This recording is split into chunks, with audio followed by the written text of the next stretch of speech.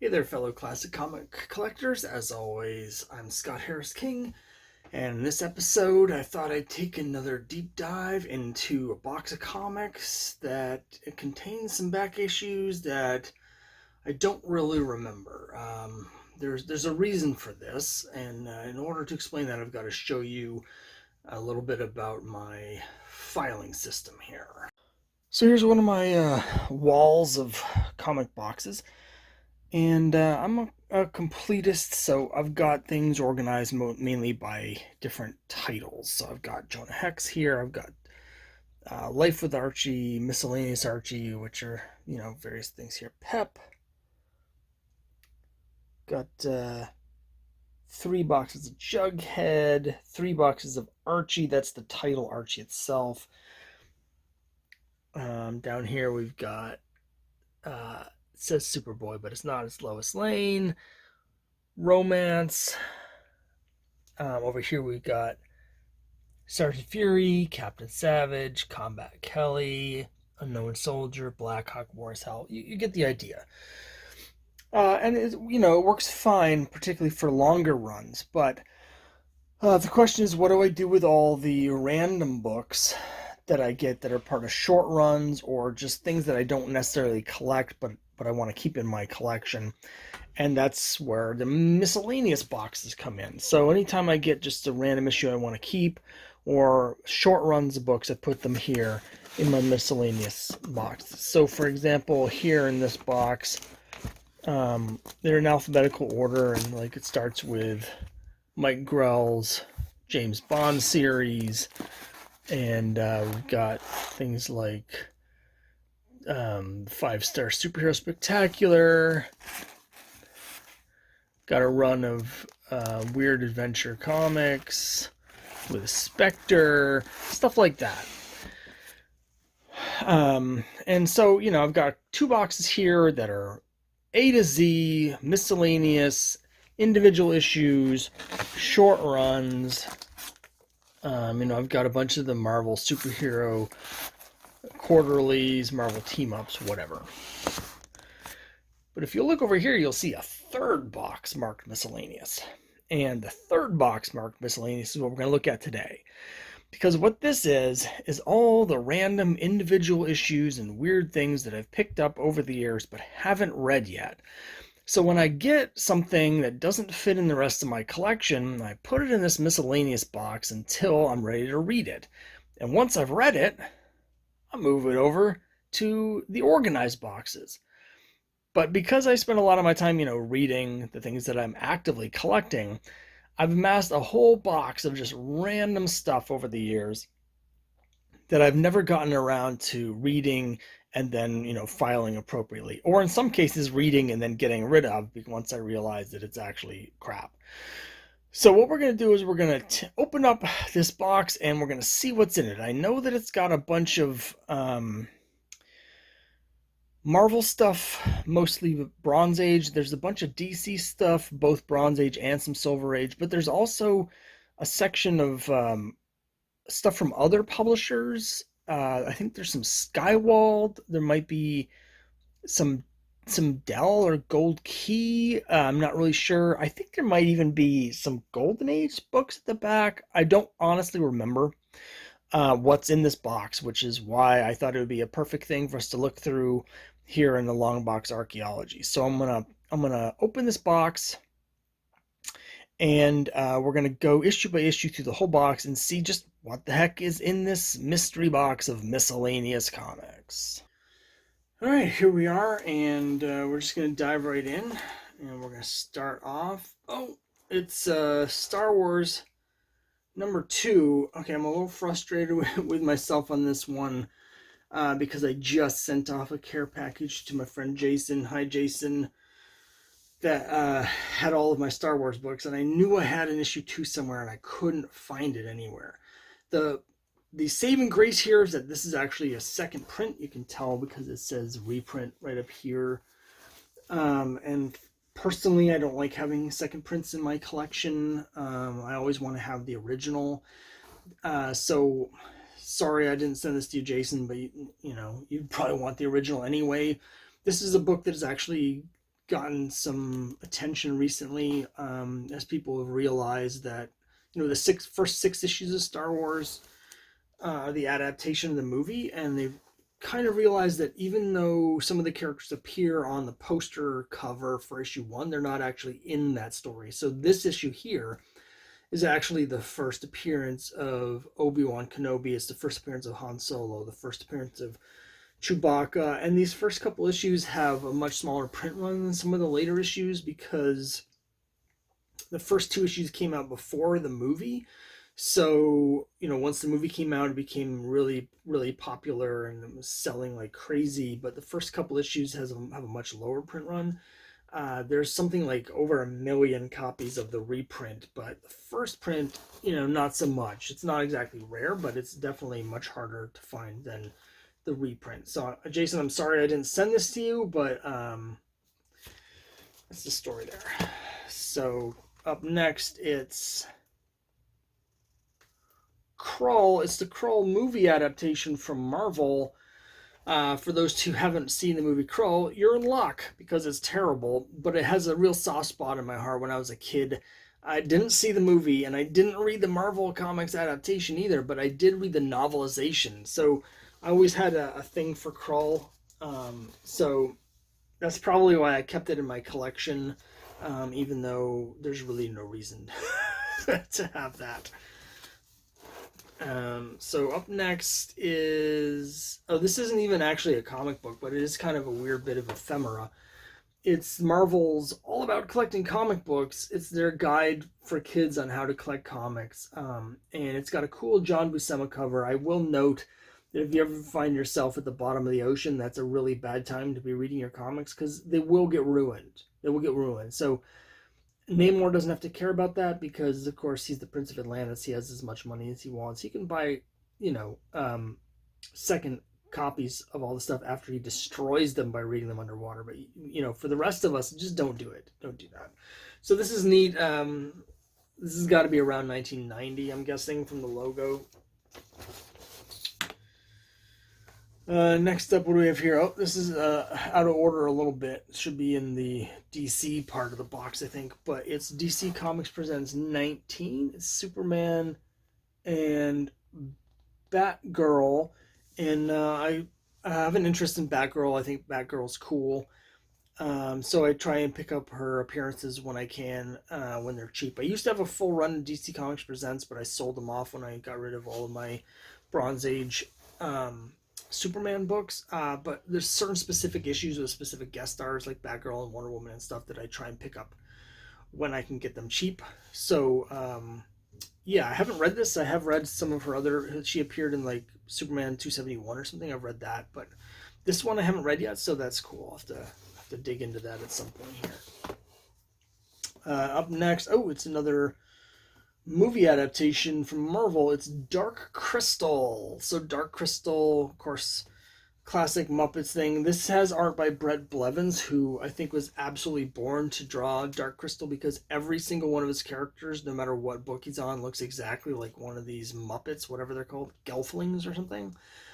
I can't stand his art normally, but this is a perfect fit. When I was a kid and he took over New Mutants, I was just like, hated it so much. I quit the book. It had been one of my favorite titles, and but then like right as soon as they had the new creative team come in, they killed off my favorite character, which, believe it or not, was Doug Ramsey. I know it sounds crazy, but Doug Ramsey was my favorite member of the New Mutants.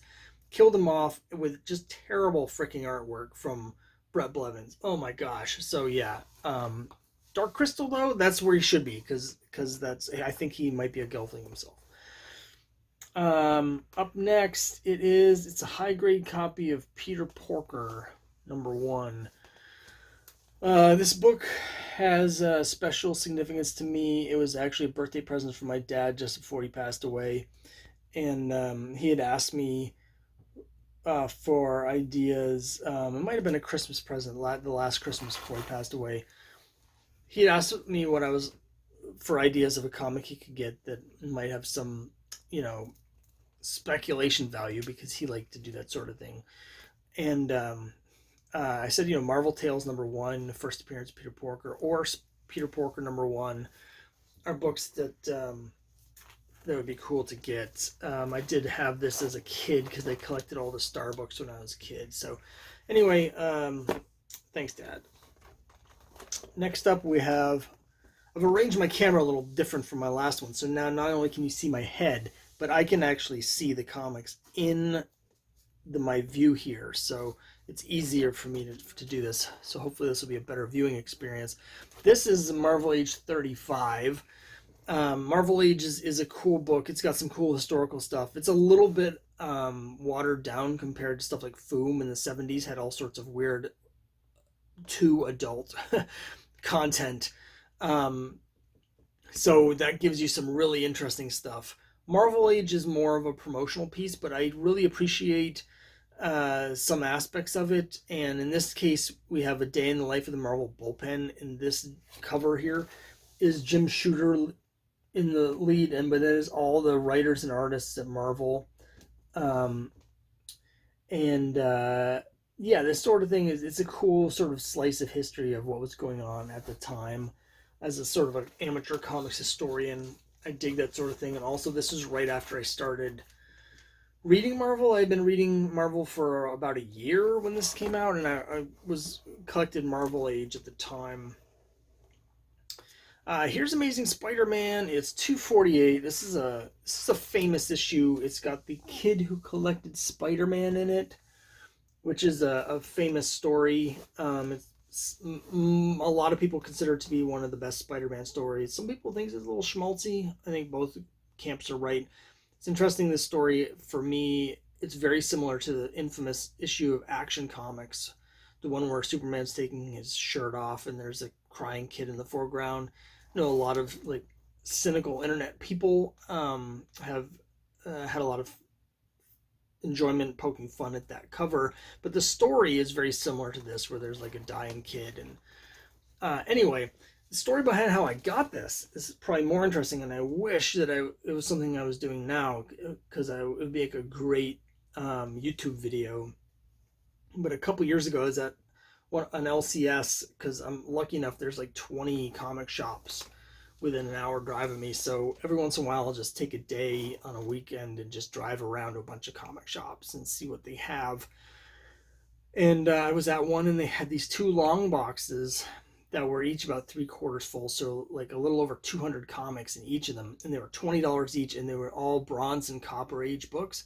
So I bought them immediately, and I went home and went through them, and I picked out the stuff that I wanted to keep from them. So it was like 8 cents per comic. I kept all the cool stuff. I flipped all the rest of them on Craigslist, and for like $150. So I made quite a bit of money on that, and I got to keep all the stuff I wanted. There was a long run of Nom, which is what I really wanted out of it, but also a bunch of cool stuff like this. So yeah, I wish I was doing that now, because that would be a cool video. But hopefully once this pandemic stuff is over, we can get back to doing that sort of thing. So next up, it is Marvel 2-in-1 49 with Doctor Strange. I have a pretty robust Doctor Strange collection, and once I finish filling in a couple gaps, I'm going to do like one of my complete run madness things and go through the whole collection. This isn't with that for 2 reasons. One, I haven't read it yet, and I think I haven't read it actually because if I read it, I'll need to file it with a Doctor Strange, but I can't, because that box is so full it can't fit any more comics. So for now, it's just going to sit here. Here's a Marvel team up. It's Spider-Man and Ms. Marvel. I think I have some more Ms. Marvel books in the box as well. This looks like a later 70s Gil Kane cover. It's not as dynamic as his earlier ones. I want to like Ms. Marvel more than I do. It's a character in the series that should have been better than I think it was.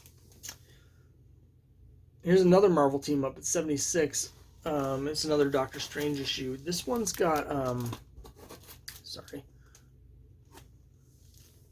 it's credited to Byrne and Austin, but you can see Austin's doing an interesting thing with his inking. It actually looks more like a Doctor Strange cover. It's got a certain sketchiness to it that's sort of reminiscent of sort of like the Frank Brunner covers from earlier in the decade. And just the feel of it's very, I lost my place here. The feel of it's very Doctor Strange, even though he's not actually really on the cover. He's on one of these tarot cards, but that's about it. Again, I haven't read this yet, primarily because I don't have anywhere to put it. What do we got here? Oh, it's a Marvel Team Up 127 with the Watcher. This is a special Christmas issue. I'm kind of a sucker for Christmas issues, so I've got a soft spot. I pick those up whenever I can. I like Christmas a lot. Okay, here's Warlock number 4, his original series. The first 8 issues of this were one storyline, and then it was canceled. The series was brought back with issue 9 many years later. Totally different thing going on with Starlin. This initial run, it's like Roy Thomas and Gil Kane, and it's sort of like almost like a religious parable. It takes place on Counter Earth. It's pretty weird. I don't have any recollection of buying this comic, so I don't know where I got that or why. Giant Size Defenders number 5. I've really tried to get into Defenders. There have been various points in my life where I've had almost the entire series, and then I've gotten rid of it, and then I've gotten them back again, and then I've gotten rid of them again, because frankly, they're just, I don't know, they just don't work for me. This one I think I've kept, I'm guessing this was part of that same big 2-box lot of comics. It's got the Guardians of the Galaxy appearance in it. I think that's why I kept it. But just Defenders, I don't know. There's all these disciples of Steve Gerber that swear by his Defenders, and I understand it, but it just doesn't appeal to me personally. Oh, here's those Ms. Marvels I was talking about. At least one of them. 13. Bedlam in Boston. As a Massachusetts man, as John Adams might say, I'm a Massachusetts man. I have an interest in comics that are set in Boston, like the whole George Perez Wonder Woman run. She's based in Boston. There's a lot of cool Boston references in there. So I like to get stuff set in Boston. I think it's cool. Anything that's set outside of New York is automatically cool because, I mean, enough's enough. No offense to New York. It's great. But Marvel just like beats you over the head with like every single thing happens in New York City. Okay, we get it. You're from New York. Here's another Ms. Marvel 19. And it's got Captain Marvel in it. It's got the Supreme Intelligence in it. Bad things are happening. This is not long before her series ended. Oh, here's this is okay. I love yellow covers. First of all, this is also a really cool Gil Kane cover. This is a higher grade copy of Jungle Action 14. I got this right after the movie came out. My wife's a really big fan of the movie. Loves it. I like it quite a bit too. I think it's a great movie. I think it's actually a better movie than it is a superhero movie, if that makes sense. Like the parts of the movie that I think drag a little bit are some of the more rote superhero elements. Like the last battle takes 30 minutes to get through. That stuff could have been slimmed down so we could get a lot more of the interesting cultural text and subtext and stuff. I think it's a great film. And so I got this at a show right afterwards. It was, I forget, $5 or $6, but it was very cheap, and it's in really, really nice condition. Next up, it's Brother Voodoo. Issue is this 172, Strange Tales. I have most of this run at this point. I mean, it wasn't a very long run. I pick these up whenever I can. I have a couple more that I've read that are already filed in the Miscellaneous Box. I have 2 copies of his first appearance. But yeah, I've got a soft spot for all of these more obscure sort of 70s characters. Oh, it's another issue of Brother Voodoo. Oh, actually, it's the next issue. It's 173. This one's got a spine split up at the top. But these are, I think I paid $1 each for these probably. I'm sure they were $1 box. Yeah, cool character. I like the Golem too. I don't know, there might be a Golem issue in here somewhere. Marvel Premiere number 20. Paid $6 for this. Well, $5.75. It's got a cool Gil Kane. I think. Yeah, that's got to be Gil Kane. Cover. I'm a big fan of Batroc the Leaper. I actually bought this by accident. I meant to buy issue 19 because that's the first appearance of Misty Knight. Don't let anyone tell you that her first appearance is in Marvel Team Up #1. That's a retcon. That's bullcrap. So, you know, that was an accident. But I do like Batroc the Leaper, so maybe it'll be a happy accident once I read it. Speaking of happy accidents, oh, here we go. Here's a book that I think is really underrated. It's Marvel Feature number 11, featuring the Thing versus the Hulk. Not only does this have a Thing versus Hulk fight in it, it's essentially the first issue of Marvel 2-in-1. This is a tryout. Issues 11 and 12 of Marvel Feature are Thing team-ups. And then it did well enough so they canceled Marvel Feature and they relaunched it as Marvel 2-in-1, starting with issue 1. That ran for 100 issues over a period of like 7 or 8 years. So it was a long-running... it's a series that doesn't get much love, but... This is where it all started. It's back in the old 20-cent era. Oh, I love the font on that. So yeah, this is a book that I think is really underrated. You'll also notice that I paid $2 for it. I love seeing that sticker because I got this at an indoor flea market. It was a small pile of comics, and I bought all of them because they were all great. I think there's a couple more still in here, a couple 100-page Batmans, but also I got in the same lot for $2 each. There was an Astonishing Tales 25 with the first Deathlock that I still have in my collection, and then there was also a Marvel Premiere 15, the first Iron Fist, for $2, and that was a nice mid-grade copy. It was like a 5.5. I ended up selling that for like $95, so that was a really good purchase. I was really happy to find those. It's always exciting to find that stuff in the wild.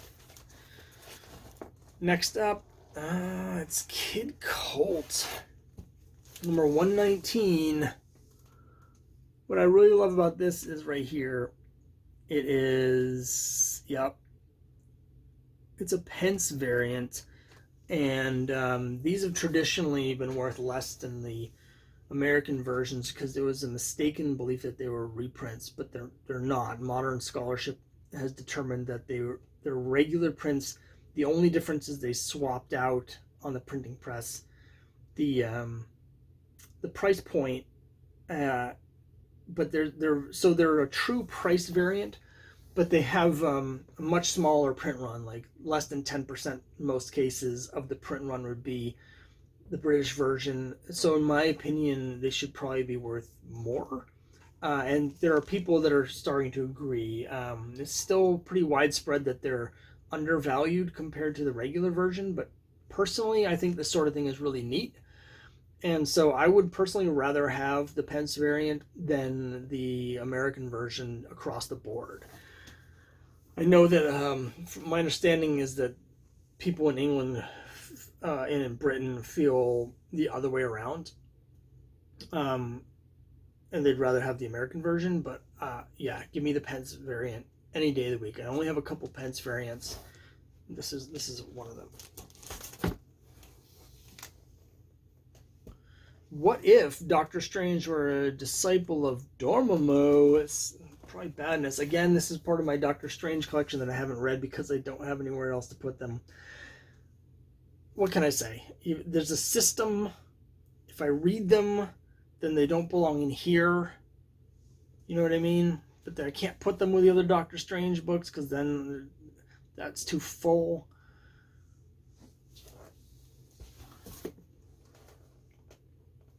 No, it's another issue of Kid Colt. I don't remember having another issue of Kid Colt. But sure enough, here I do. It's 151. 15-cent era, so this is getting on. It's like 69. It's got a stamp up here. It says like G and S. It looks like probably a bookstore stamp. I think at this point the series might have been in reprints. This series lasted a long time, well into the 70s. I think up to like issue 230 or something. And some of those later issues, if you get the price variants of them, they're extremely expensive because they're so hard to find. Good grief, what's this? It's another issue of Kid Colt. Holy smokes, what's going on here? This is cool though. It's got a black frame cover. I love frame covers, particularly black frame covers. It looks like this might be a John Severin cover, although it's not the best. Frankly, I find the composition to be really weird because you can't see anybody. It's like the back of this guy's head, the back of Kid Colt. It's all about the situation. This is not really my kind of design. I like a big central figure. It's just a weird design. Oh, what's this? Are we into the DC books now? I think, but we're sticking with the Western theme. It's All-Star Western number 9. Of course, number 10 is the first appearance of Jonah Hex. He took over the book at that point. So issues 10 and on get all the love. But this is issue 9 featuring Powwow Smith, Batlash, and Buffalo Bill. I love this era. I've mentioned this before, but the big 25-cent era from DC is probably my favorite era in comics, period. And I'm slowly putting together a full run of All-Star Westerns, the first 9 issues. So we're into the DC books now. Now I think there's almost a full run of Rima the Jungle Girl, but other than that, I don't know what else is in here. See Go-Go checks. Oh, it's a issue of Teen Titans. It's Teen Titans number 4. Oh, I don't remember where I got this from.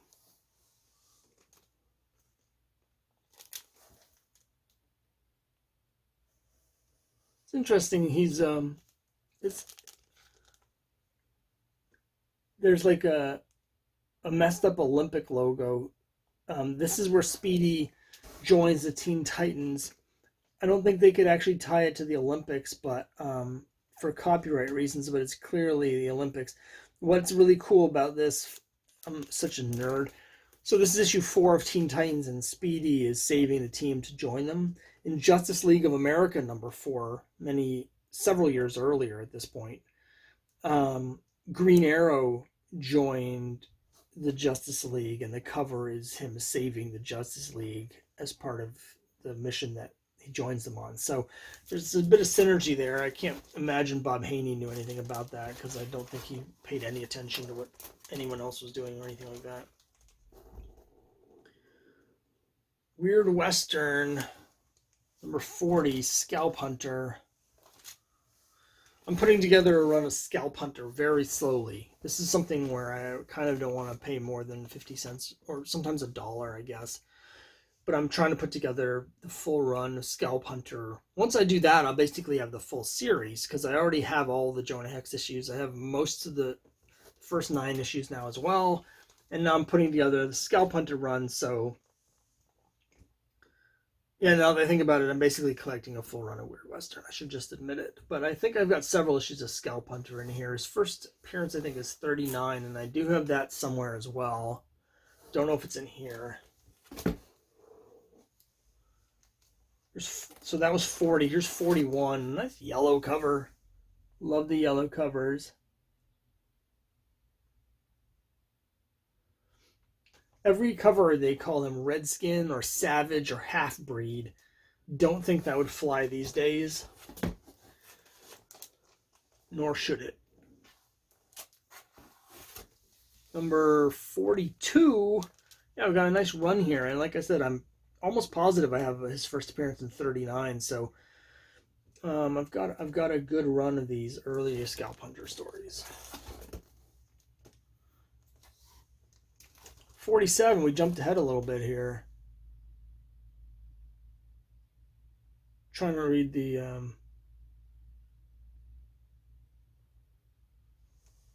I can't quite read the signature. That almost looks like a George Perez signature. No, it's George Evans. The George part's almost the same as the way Perez signs his.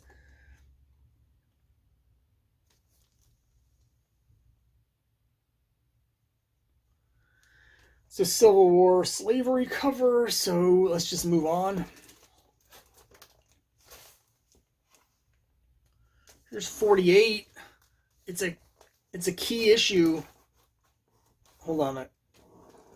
It's a key issue. I needed to be able to air quotes, because of course nobody cares except me. But it's the first appearance of Cinnamon, who is this Old West vigilante type who has the backup story starting here. I lost my space.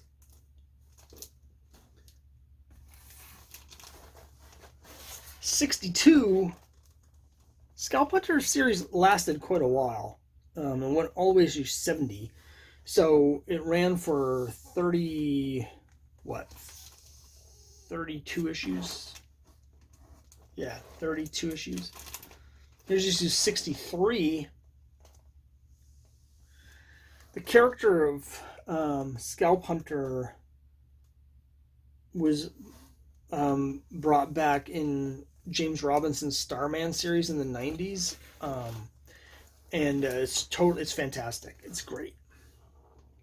And here's actually the last issue of the series, number 70. Now, during the Blackest Night storyline a decade or so ago at DC, they did this cool thing where they, since it was zombie themed, they resurrected as a zombie title several of their canceled series from the 70s and 80s. And so they did a Weird Western Tales number 71. And those stories all had some sort of zombie element where one of the characters from the series comes back as a zombie. So yeah, I should start working on this Weird Western. Like, the last thing I need is to put together another random series, but I've got quite a few of these Scalp Hunter issues, so okay. Man Bat number 2. I got both of these way back when I was a kid in the 80s, and then got rid of them. But somewhere along the way, I apparently came up with another copy of Man Bat number 2. I have no recollection of getting this or why I got it, because I really don't care about Man Bat. Whatever. Well, we got Man Bat. Yep, sure enough. That means it's time for some Batman. It's Detective 464. This I actually remember because I bought these on purpose. 466. This is a storyline. I don't have all of it. 468. I don't collect Batman. But I was getting those because there's a Green Arrow guest appearance in that storyline. I never finished it. I have a pretty big Green Arrow collection. It's Detective 485. Again, not sure where I got this or why. This is the period where they took Batman Family and moved it into Detective, because Detective was actually going to be canceled. Sales were so bad on Detective, they were just going to cancel it. But Batman Family was selling really well.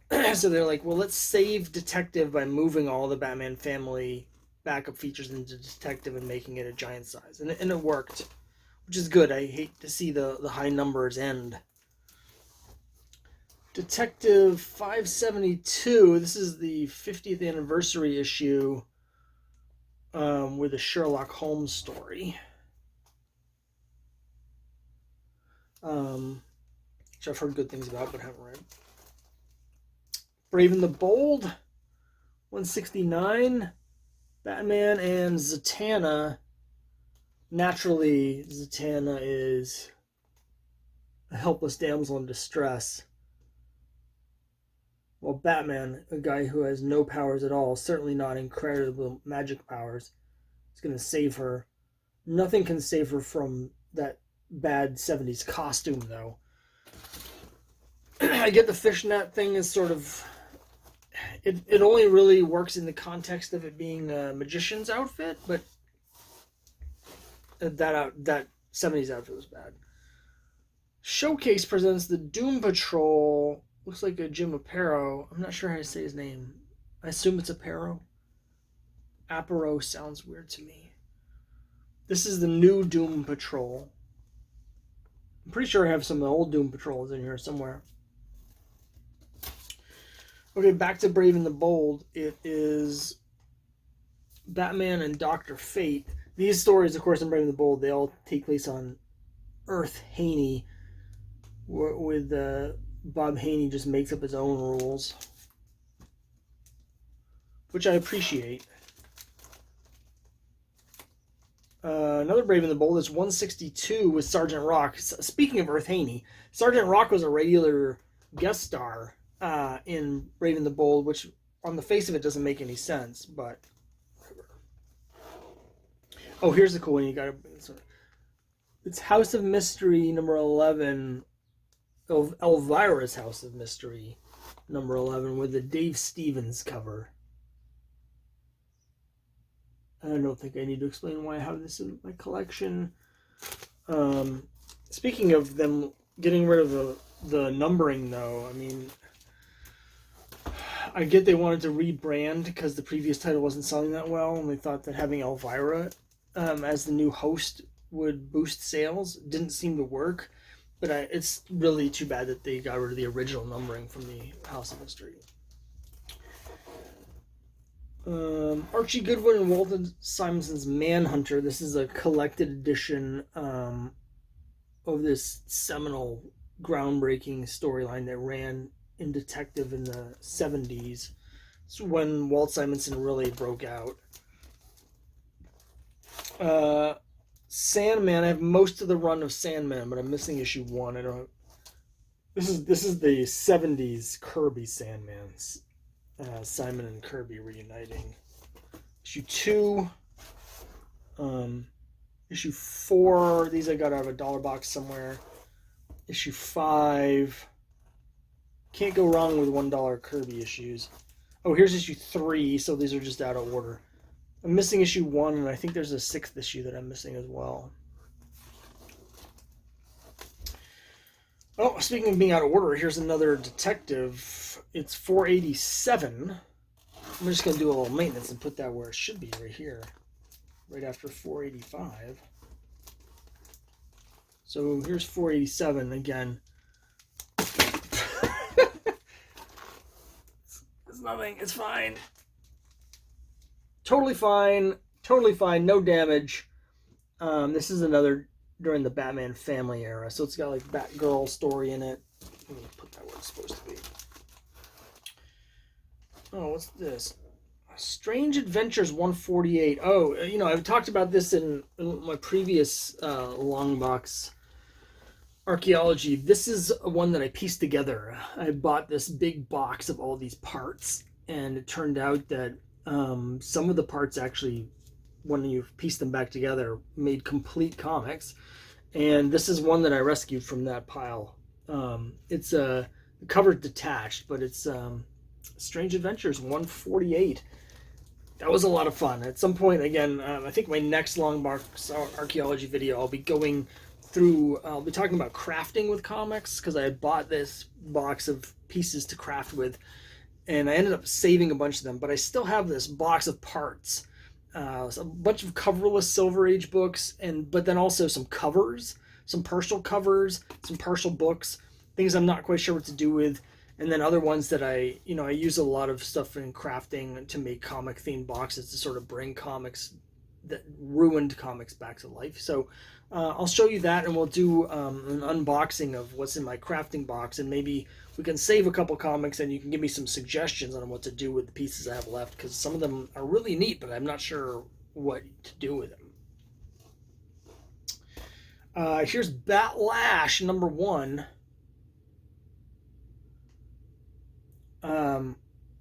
Created by Sergio Aragones, although Nick Cardy does most of the covers.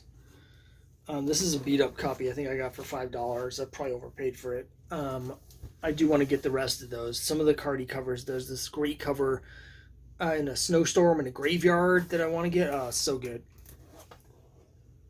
Speaking of great covers, it's Son of Tomahawk 138. I have most of this run now. I'm just missing 2 issues. Oh, here's the All-Star Western as promised. I told you I had some of these. Look at this one, number 5. Yeah, okay, so Pow Wow Smith and El Diablo aren't super popular, but check it out. It's a Neil Adams grayscale cover. Huh?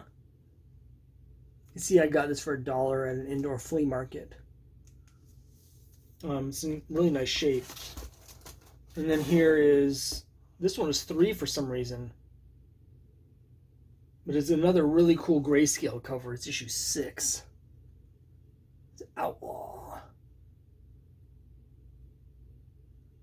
So you don't get the glare on it. Yeah, so I've got most of these now. Here's another Batlash. I guess we're in the Western section. Batlash number 5. You can see by the sticker, this is, again, same indoor flea market, $3. I seem to recall I got a bunch of romance books at this place, too. I bought a bunch of comics. Number 6. Cool cover. Batlash number 6.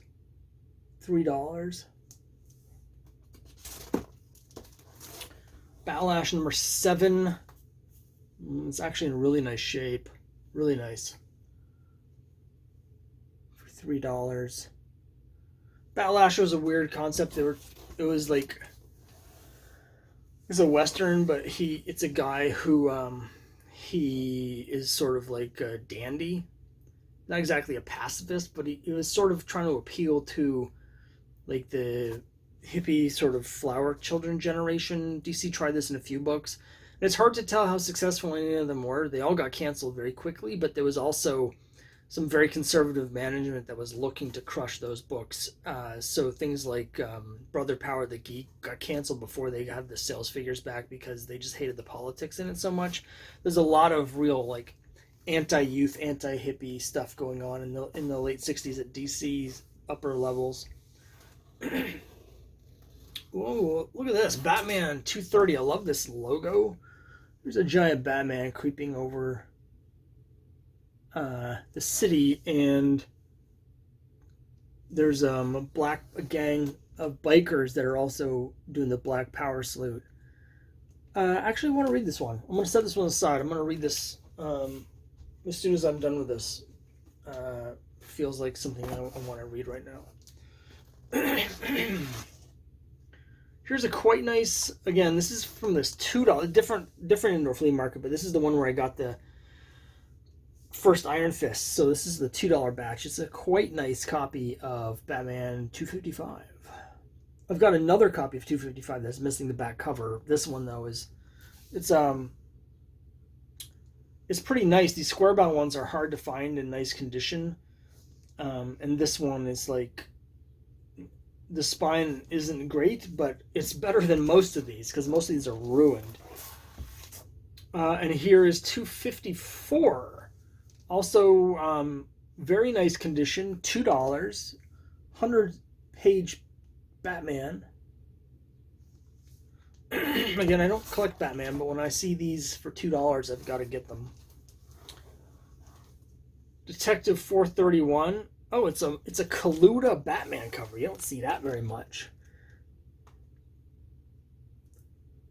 I know there's a lot of people that really hate this logo and think this is like, but I really dig this design era from DC, so I'm on board with it. 438, 100 pages. This is one that actually has the Manhunter in it. This one's more of a mid-grade. It's not quite as nice as some of the other ones. 448. When I was a kid, I had a whole run of these 70s detective comics that were given to me as part of this huge collection of Bronze Age DCs, and I sold them all for 50 cents each. I mean, I read them. Let me back up. I didn't sell all of the books for 50 cents each, but I sold all the detectives. I had a table at a show one time, and I set up a bunch of boxes at 50 cents, and I had all these Bronze Age detectives in there. for 50 cents, and someone obviously bought all of them. In retrospect, that was dumb, but I just didn't like him that much. This is an interesting cover. Sorry to go back to it, but it's like this is the way it began, this is the way it ends. Batman shooting Talia, and then Gordon shooting Batman. But what's interesting is that cover, this is the way it begins. That image of him shooting Talia was on the cover of a previous issue, so it was very self-referential continuity wise.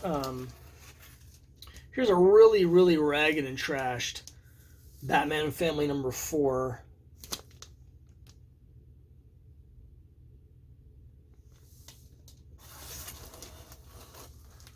Here we are. See, no particular order because we're back to Brave and the Bold again. Batman and Hawkman.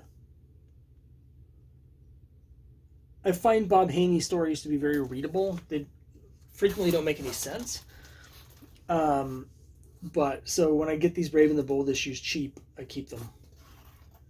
Oh, and this one has Ragman. I'm actually a fan of Ragman. I have the full run.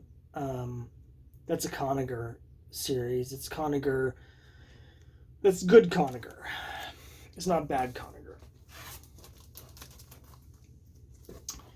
Strange Adventures 211. Neil Adams, Dead Man. No idea where I got this from or why. I'm not a fan of Dead Man. I mean, I do like Neil Adams from this period.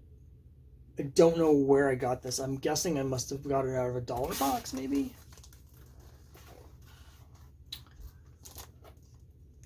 Power Girl 98. I gotta say, I think these issues, Showcase with Power Girl, I think these are underrated. Obviously, All-Star 58 is the big Power Girl issue, but then she did have this 3-issue tryout to see if she could get her own series. Showcase 97, the first solo Power Girl issue, I think is really underrated and undervalued. I have a really nice copy of 97. I've gotten a nice copy of 98 here. I don't think I have 99. Oh, as promised, it's a collection of Rima the Jungle Girl, which has some great artwork, which is why I have it. Don't really care for jungle sort of stories, but the art in these is great. Let's make sure I get this. 2, 3. They have Kubert covers, but the interiors. I'm blanking on who drew the interiors, but they're really good. Sorry for the glare. 4. 5, 6. It's a cool Kubert cover.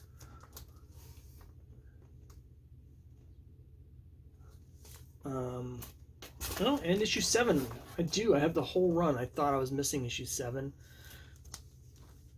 It's Rima the Jungle Girl fighting a bear. Kubert has some really cool bear covers. There's this great issue of Tomahawk. That's an awesome bear cover. It's a very specific subset. Go-Go checks. It's Doom Patrol 106. This is with Mr. 103, who is a guy who can control all the elements and he turns into different elements, or something. Yeah. So what I really like about this guy is that his name changes because they've discovered more elements. So when he shows up, I think he shows up later and he's Mr. 104 because another element has been discovered. So if he were to appear now, I think there's like 118 elements. So I like that. If he was called Mr. Element, it wouldn't have that, you know. It's another Doom Patrol. It's 104. This series lasted a little bit longer than I think people remember. It's like over 40 issues. Doom Patrol. This series is really weird. I love the name. I like the characters. The dynamics are weird. These are all books that I've picked up in dollar bins. So when I see like a dollar issue of Doom Patrol, you know, I'm going to get it.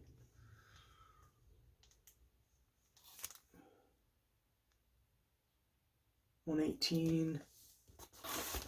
Oh, here's another copy of Batlash number 6. So I have 2 copies of this for some reason. Whoops. The other one's nicer. This one's got rusty staples. going to take this out. I'm going to put this in my bin of stuff to trade or sell or give away. Korak 56. This has a big tear through most of the cover. I'm not a big fan of Tarzan, but Joe Kubert did some great work on these. And this has a cool black frame cover, a pile of skulls. Yeah, really, really neat.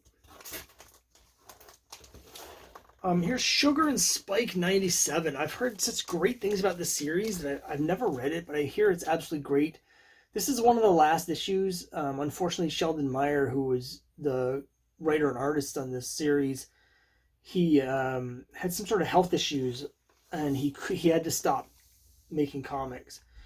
Couldn't draw, I think, anymore.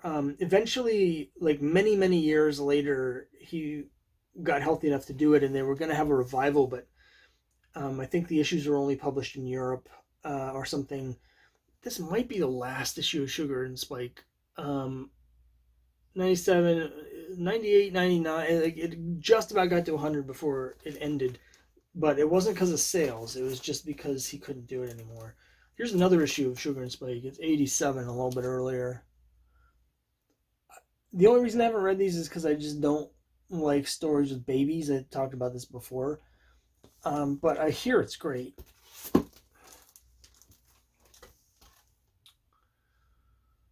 Strange Adventures 238. This is right before the series ended. They were in reprint mode here, but look at this great sci-fi cover. It's very EC. It's very EC. Intentionally so, I think. Just the design of the stuff. Yeah, it's Kaluta. I was like, that looks like a Kaluta guy. Kaluta's so good. What we got here? Showcase featuring Manhunter 2070. I love these late showcase books where they were introducing all these new characters and concepts, none of which ever went anywhere at all. But there's a lot of really weird stuff in here. Some interesting concepts. So I try and pick those up cheap when I can as well. More Brave and the Bold. It's Batman with Mr. Miracle. This is priced at 80 cents. It's number 128.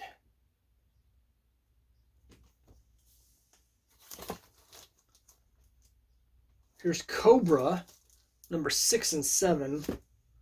Cobra number 6. Cobra number 7. This is a weird series where they were like brothers, and one is like the leader of some sort of secret society of ninjas or something, and the other is just a doofus. I don't know. I'm not sure why I have these. It's one of these things where it's a short 70s run, so I'm like, I can get them all.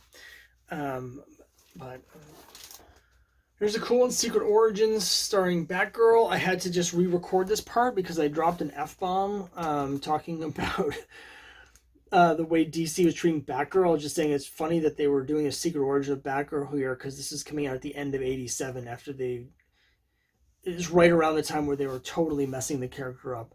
I do like Batgirl a lot, but I also love Dr. Midnight. He's got a great costume. He's just really cool. Much cooler than Daredevil. Give me a break. If we're having a showdown of blind superheroes, do I want Daredevil, who's just like this angst-ridden like jerk, or do I want a guy who has a pet owl? Dr. Midnight, yes. Every time. Thank you. Commandy 44. Everyone I know that's read Commandy swears that it's absolutely fantastic, and I have some issues of it. Oh, more.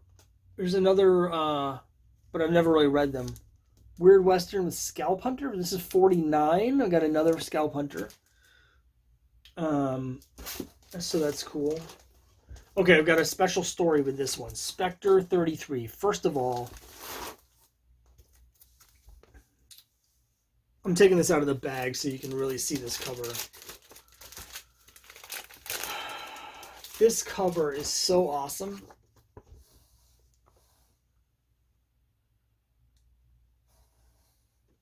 is just fantastic. So the guy who did this cover is named Doug Beekman. He's best known as a cover artist for fantasy novels, like some of the Terry Goodkind novels and stuff like that. He also did a lot of covers for like Savage Sword of Conan in the mid 80s and stuff. And at the time he was doing those covers for Savage Sword of Conan, he was my uncle because he was married to my aunt for about 10 years. They got married, I think, in 1980, and they got divorced in the late, like 89 or 90. I'm not entirely sure. So when I was growing up and getting into comics, I would go to the store and I would buy the new issue of Savage Sword of Conan, and I would have my uncle's cover on it. And then when we go up and visit them, they had like a trailer home, and half of it was his studio, basically. And it was just, I could see the paintings. I could see like the painting that he was working on for this another issue of Savage Sword of Conan. It's just really, really great. So this is sort of a cover that has a couple of different meanings for me. I have those Savage Sword of Conan. I still have one from when I was a kid that he autographed at the time. But his work is great. It's really underrated. I wish he did more comic book work, but this Spectre cover is just one of my absolute favorites, regardless of the family connection. Here's a 1987 Mr. Miracle one-shot special. I have the idea that this was put out for trademark reasons. Sometimes, these companies would put out comics just to keep the trademark from lapsing. Oh, we got some Golden Age books here. You guys ready? Boom. I guess we're done with DC because all of a sudden we have Golden Age. Now, when I was talking about Daredevil earlier, I was talking about Marvel's Daredevil, of course. But I do have a few issues of the original, the real Daredevil. These are the later ones, though, where they're mostly featuring the little wise guys. I know that once I start reading these, I'm going to go down the rabbit hole and I'm going to need to get the whole run, and it's going to take me the rest of my life and all the money I'll ever make. And so I just have been really avoiding it. I do have a few that I've picked up here or there. This is issue 58. It ran up to 134 or something like that. And while most people that are collectors are, of course, superhero collectors, so they collect the early issues that feature Daredevil, I don't really care that much about that, and I have a feeling the later issues are just as good because Charles Bureau is just a great writer. So here's a Daredevil 79. These have $5 price tags on them. You can get these very cheap on eBay if you don't mind getting something really low grade.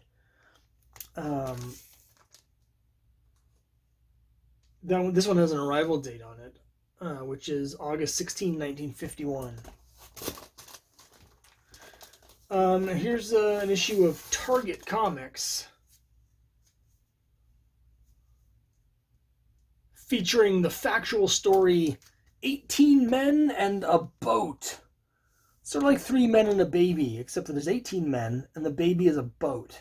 Also, it takes place during World War II. So there's a few differences now that I think about it. Target is an anthology comic. It's very hit or miss. Some got a couple issues, and the ones that I have read has some like egregiously racist stuff in it, even for the time period. The superhero here is called Target, which is like a really bad idea, I would think, during the war. I don't know. What do I know? Fritzy Ritz. This is, I think, number 16. It's missing part of the thing. Fritzy Ritz is sort of lost to history now because the series got taken over by Fritzy's precocious niece, Nancy. So the comic strip Nancy was a spin-off from Fritzy Ritz. So Nancy appears in these, and I think covers detached in that. Here's a coverless issue of Daredevil. It's 115. I usually don't like coverless books, but it's Golden Age, so. Speaking of day stamps, here's a Black Rider number 18. It's missing the corner. I found this at a junk shop. I think I paid $2 for it. It's got the day stamp October 17, 1951. Here's Hit Comics number 53, starring Kid Eternity. A little frustrated with this book. I can't complain too much. I paid $1 for it. It was in a dollar bin at a show from a big time dealer who had like all these big, like huge Grail books. It's missing a page. I can't remember if it's a whole wrap. The centerfold is missing, or if it's one page cut out. But it's missing a page that affects the story. Even though it's in the dollar bin, I think that still needs to be noted somewhere. They didn't. I specifically mentioned this comic when I pulled it out. I was like, "Are you sure this was supposed to be in the dollar bin?" And they looked at me like I was a complete moron. That's because they knew that there were pages missing and I didn't. So I don't know. I just find that sort of thing to be, it's, you know, you have to have full disclosure. I don't care if it's a dollar bin or not. So anyway, for $1, yeah, okay, even though it's got a page missing, it's really cool. Hit Comics number 53. Here's Black Cat Western number 54. Well, it's technically Black Cat Western Mystery number 54 because they kept changing genres. It became a Western, it became a horror, it was superhero originally, and so it's like a blend of all three. It's a superhero riding a horse, solving mysteries. This is still pre-code.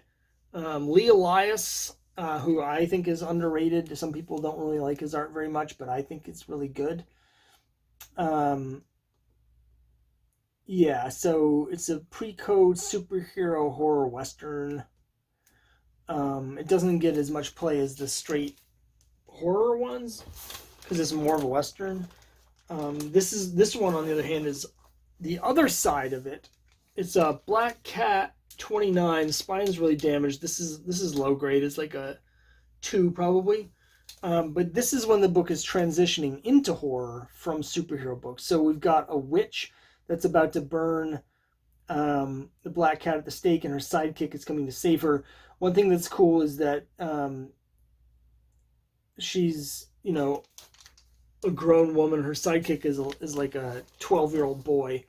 So yeah, so like this is a cool book. I picked this up quite a while ago. I thought about getting rid of it just because it doesn't really fit my collection, except I do have a subset with female leads. I would like to get more Black Cat from earlier, but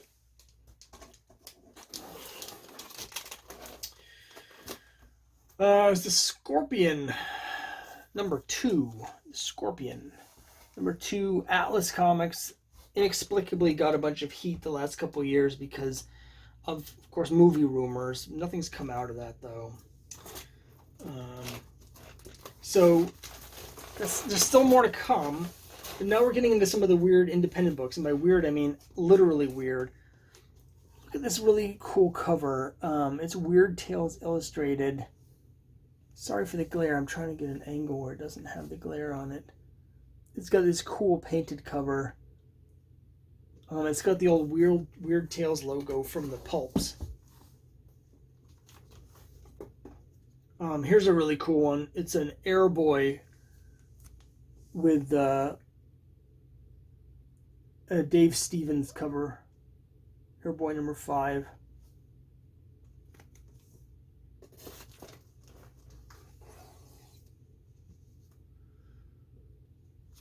So this was a part of a lot that I got when I was getting some Albedo stuff. I was trying to get Albedo 3 and 4 for the second and third appearances of Usagi Yojimbo, and this was a throw-in. This is a collection of the stories of one of the other characters from Albedo 1, 2, 3, and 4. It also came with the same character here, headlining Albedo number 5. Haven't read these yet.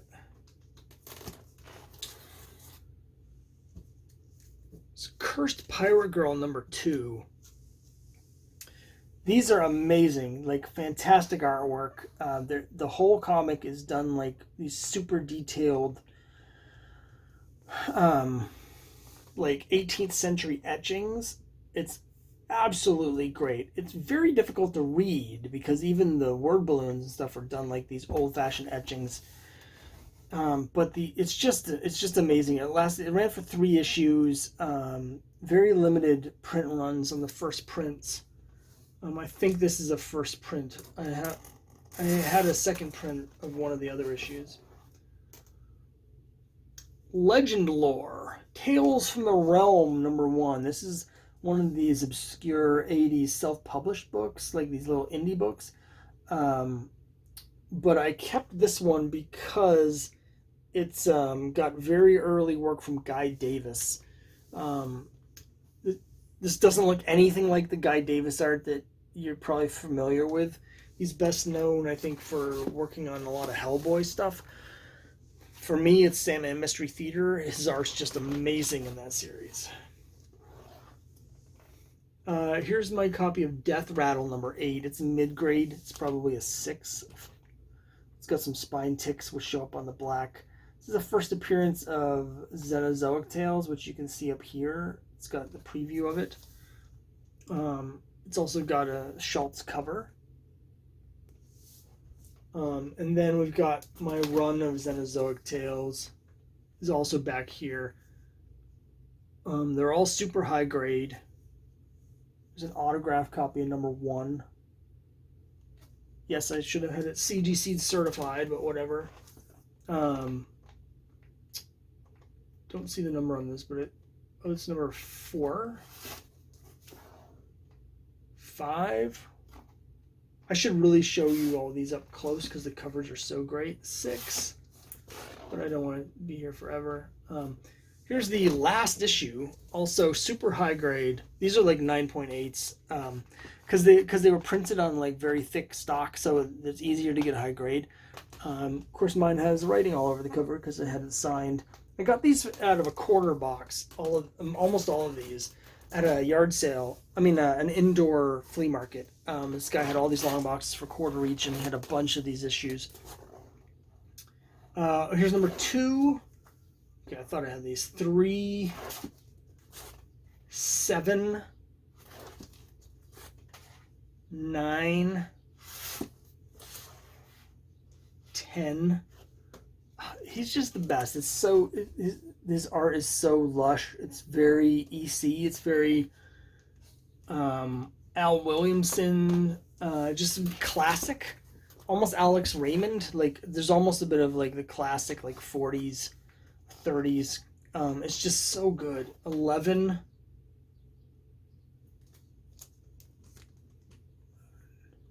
Yeah, I'm missing like 3 issues, and then I'll have the whole run, and then I'll read them. I've read a couple of them, but Flaming Carrot, comics #10. I have issues 10 up to like 31. The other ones are on my spinner rack, but this one is too wide because they changed the width after issue 10 and made it narrower. Oh, look at this. It's Walt Disney's Lady and the Tramp. So this would be mid-50s. Dell, none of their comics are really affected by the code, so a lot of their books don't have the code, so can't really tell. It's got a cutout on the back where you're supposed to cut out Lady. They didn't do that, so that's cool. Here's a real obscure book. It's I think I featured this in a previous video. It's Santa and the Angel. I don't remember if I did or not. Again, I have sort of a Christmas thing. Skywald, it's the Heap, #1. There's something going around this time because the Heap and Swamp Thing and Man Thing all appeared at almost the exact same time, and I couldn't care less about any of those characters. Sorry. If it's a muck encrusted monstrosity, that a shambling wreck that used to be a man that crawled out of the primordial ooze, I don't care. I just do not care about those characters.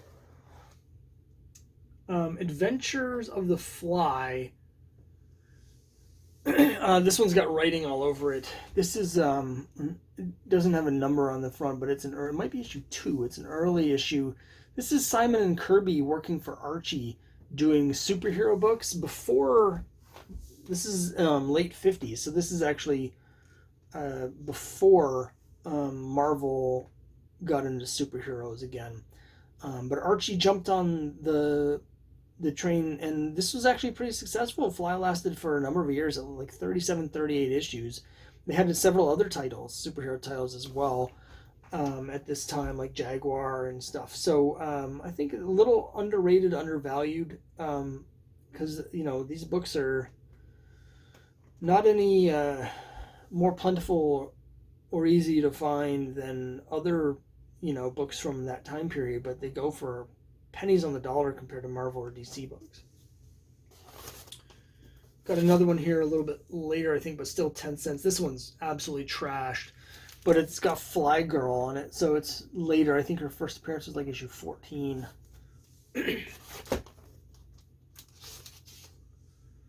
Woody Woodpecker's Back to School number 3. I think this is from 54 or 5. I'm not really a fan of Woody Woodpecker. Oh, and last book in the collection, courtesy of Dell Comics, it is the John F. Kennedy Memorial issue. So I think this came out in 64. After he was assassinated. The back cover is just a photo of Kennedy. So there it is. There's my miscellaneous box. A lot of weird things in here. Some things that I completely had forgotten about. Some other things that I'm going to just read immediately. Sorry the video took so long, or unless you liked it, in which case I'm glad the video took so long. Let me know what you think. Should I buckle down and collect the rest of the Scalp Hunter series from Weird Western? Should I finish that entire run of Weird Western? I don't know. Let me know what you think about everything, and I've got a subscribe button, it's like Iron Man's chest piece. Got some other videos here, so thanks very much for watching, and I'll see you next time.